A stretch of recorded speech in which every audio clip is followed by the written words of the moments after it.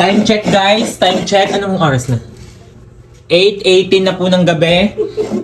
Umuwi po kami at tinapos namin ang live namin dahil gutom na kami. Aba, tingnan nyo, ang hapunan namin, nagkakayod pa ng niyog at magagata daw din umana ng bagoong. Ngayon ang bagoong din. Di hindi pa gutom? Gutom na ako. Gutom na daw yan.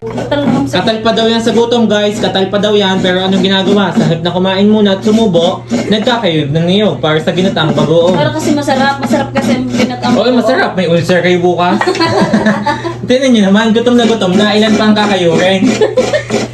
Ang ulaga pa na nagbaak na si Ona, di ba? Si Lips. Tingnan nyo naman, parang makakala. Ginawang helmet. Ano nangyari? Marunong daw magbaak. Marunong daw magbaak. Parang oblong.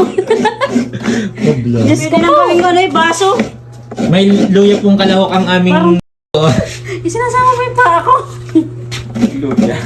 Ayan po, hindi naman ho halatang gutom na sila dahil nga ngayon ho sila magagata ng bagoong. Ngayon po ang hapunan Kasi nila. ay lulang-lula na. Hapunan ko ay time check 8:20 na. Ako, Diyos ko, tingnan nyo naman ang oras. 8:19. So guys, babay na muna guys. Magluluto pa kami ng ginataang bagoong ngayong gabi